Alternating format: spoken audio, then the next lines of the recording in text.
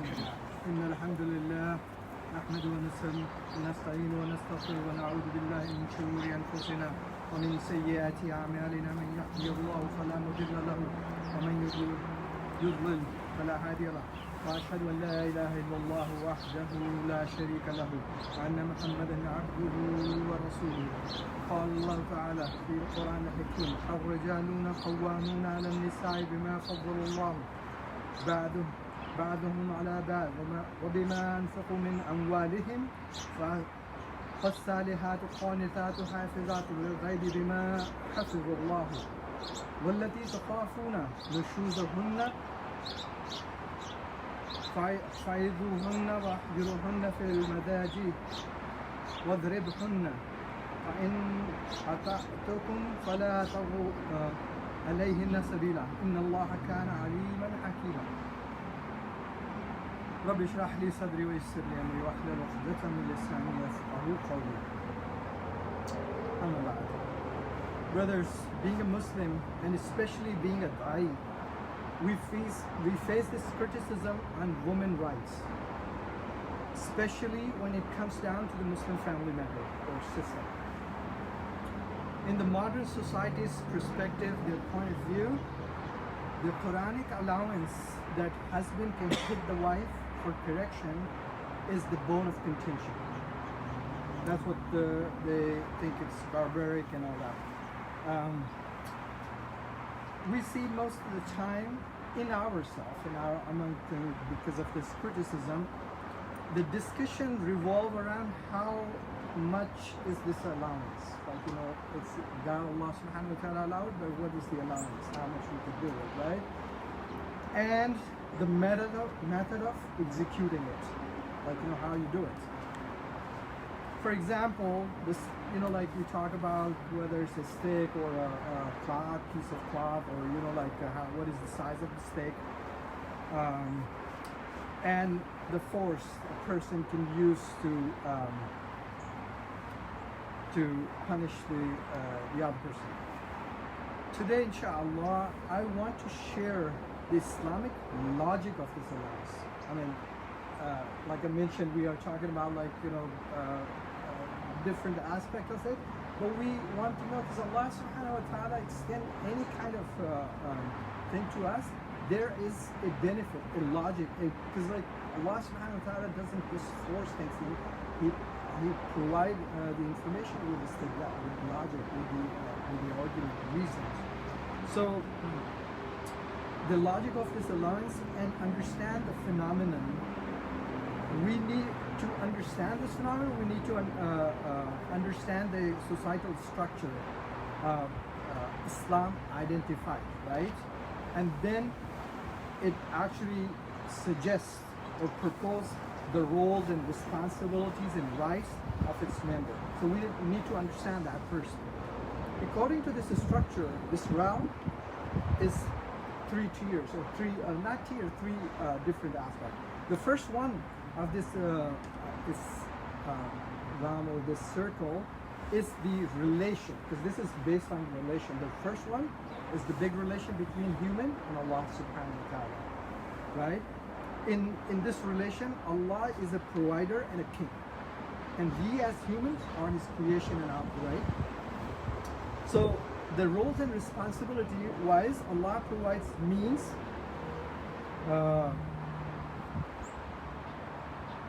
for us to survive, and He provides guidance to us to be successful in this world and hereafter.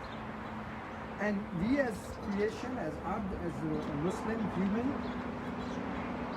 has to use this intellect, the tool Allah subhanahu wa ta'ala give us, this intellect, to decide what is good for us. Right? This is the one big realm. Now underneath that, our observation is another realm, is societies. We see societies, like big group of people. So the societies normally together decide for a state, like United States and other states, they decide a state, right? And the people living in that area or in that society, join those estates to get the fringe benefits of collective, like societies or a state. So in that phenomenon or this ring, governments are responsible. Governments are responsible to make the laws and rules for the state and create opportunities for its people, right? That's what they're responsible for. And what people are responsible, or how they are connected, people follow the laws and guidance to live in that state in security and use the opportunity to grow to their potential, right? So that's how this realm works, generally the state level. And the third one, which is generally understood, but especially in the Muslim community, family is considered to the basic unit of the society, especially the Muslim society, right? Allah Himself ordained. I mean, this is so important, that unit, that it's not like between husband and wife and all that. Allah Himself actually ordains the roles and responsibilities of this unit. In this unit, husband has made the hakam, the leader, the main role, responsible for the earnings that needed for provision for that family, right? And the other family members, and especially wife, being given the role of a helper and maintainer of this family. So this is the role Allah subhanahu wa ta'ala defined. Now with this understanding of these realms and rights and responsibilities, we see how things actually practically happen. We know things not always happen in an ideal situation, right? Like whatever is defined, people are actually obeying and following and doing things like that, right? Things go wrong and people can make mistakes, right? Then what will happen? So in the first realm I described, the relation to Allah and His creation, Allah provide ways to compensate or way out of the mistake if something goes wrong, right? But when somebody denied the truth or commits a grave sin, like shirk, right? We know that person become a loser in the eyes of Allah and will face the punishment, adhab al-alim, right? Punishment in the hereafter. Because this is a mistake which cannot be just rectified or compensated. This is a grave sin, right? So if somebody go ahead and deny Allah subhanahu wa ta'ala, we call him murtad. So the punishment of murtad is because he's like going out of his responsible or rights area. He's choosing something, and the punishment is as corrective. There's no correction. It's actually punishment for that person. Now the second ring, which we talk about, the state, in relation to state and its people. Every state has a judicial process for crime and mistakes, right? This is our observation. But when somebody denies the writ of the government or the state, right, and become an anarchist, then the state give the maximum capital punishment to that person, right? It gives the capital punishment. So that kind of this kind of character, if somebody go against the government, right? Like, I don't accept your writ or authority. Now in the same perspective on the basic unit, right? In the same perspective of the family unit, family members are advised to obey the father, the main responsible person, unless he asks to do something haram. But if the woman, especially the wife, decide not to accept the lead of this role, like the hakam lead, and on the contrary, she does what she actually thinks the best for her and the family, going contrary, she is creating disruption and disharmony in the family, right? And then Allah subhanahu wa ta'ala suggested this corrective actions. So in all these ways, the crux of the matter, what we are talking about, is the individual or group attitude of istikbar, rebellious, right? Transgression. And we know this trait, this istikbar, is such a bad trait that this trait has caused shaitan to lose his status in the eyes of Allah subhanahu wa ta'ala. He spent his whole life obeying Allah and His commandment, and doing all what pleases to Allah. But when he actually did istikbar or rebellious because of Allah's command, he lost all of it and fall in the depth of humiliation. Right? May Allah make us understand the problem of istikbar and act to protect us to fall in the same traps what shaitan fall in. Right? أقول قولي هذا واستغفر الله لي ولكم ولسائر المسلمين فاستغفروه إنه هو الغفور الرحيم.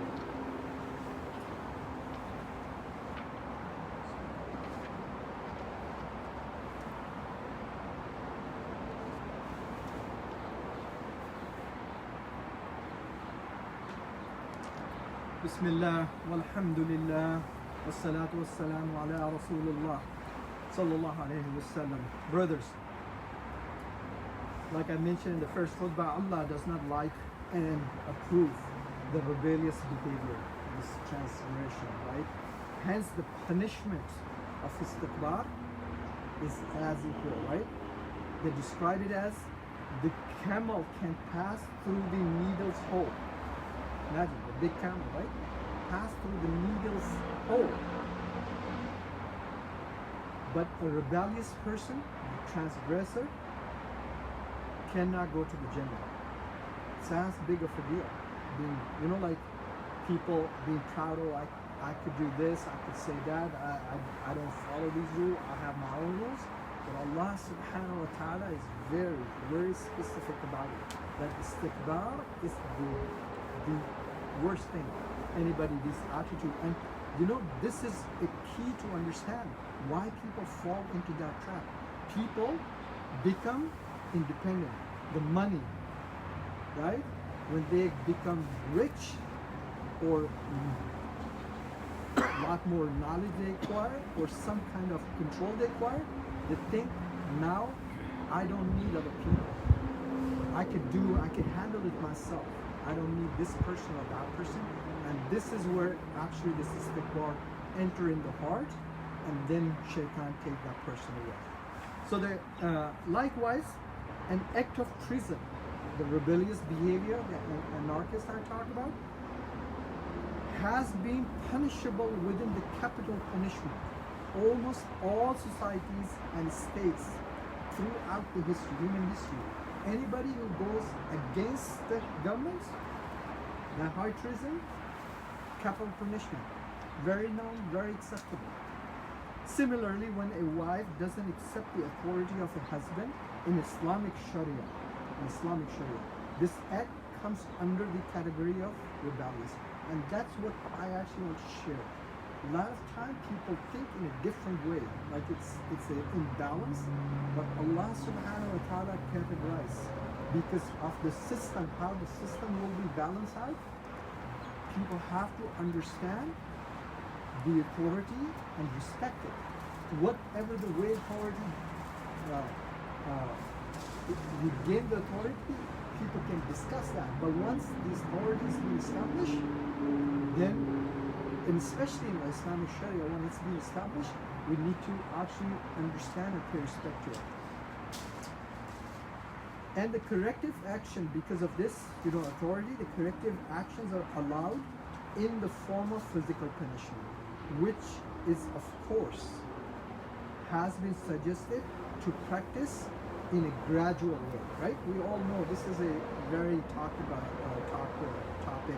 Like, for you, just to clarify, this corrective action shouldn't come directly in the end. It should be like discussion first.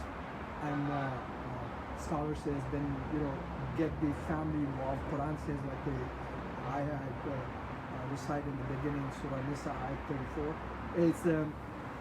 like separate their beds, kind of like emotional punishment, and then console the family and so on and so forth.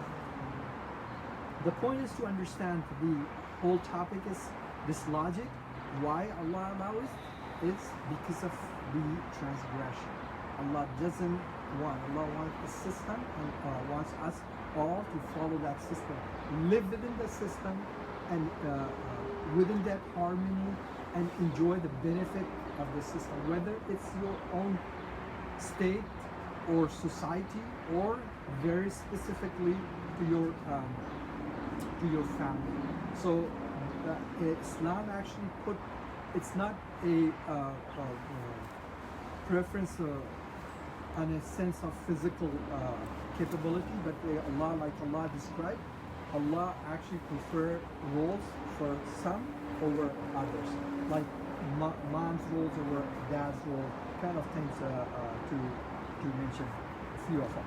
May Allah subhanahu wa ta'ala make us understand the hikmah behind His commandments and make us live accordingly.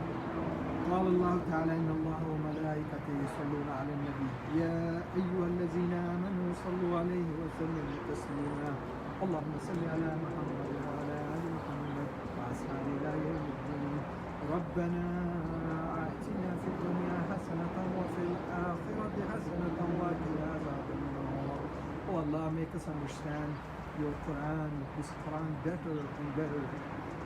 Oh Allah, give us understanding of our own behavior and mistakes and guide us to correct it. Inshallah. Oh Allah, give us guidance in this life and let us to enter your paradise. Amen. Oh Allah, help Muslimin everywhere in the world. Oh Allah, save us all from this coronavirus calamity and return us to our regular life. Amen. Oh Allah, cure the sick among us and forgive the loved ones departed from us. Amen. Oh Allah, make us obedient to you and guide us through Prophet sallallahu alaihi wasallam's sunnah and his guidance. Ya muqallib al-qulub, sabbit qulubana ala deenik. اللهم اغفر للمسلمين والمسلمات والمؤمنين والمؤمنات الأحياء منهم والأموات إنك سميع قريب مجيب الدعوات ربنا لا تؤاخذنا إن نسينا وأخطأنا ربنا ولا تحمل علينا إصرا كما حملته على الذين من قبلنا ربنا ولا تحملنا ما لا طاقة لنا به واعف عنا واغفر لنا وارحمنا أنت مولانا انصر على القوم الكافرين عباد الله إن الله يأمر بالعدل والإحسان وإيتاء ذي القربى وينهى عن الفحشاء والمنكر والبغي يعظكم لعلكم تذكرون فاذكروا الله العظيم يذكركم واشكروه على نعمته يزدكم ولذكر الله أكبر وأقيموا الصلاة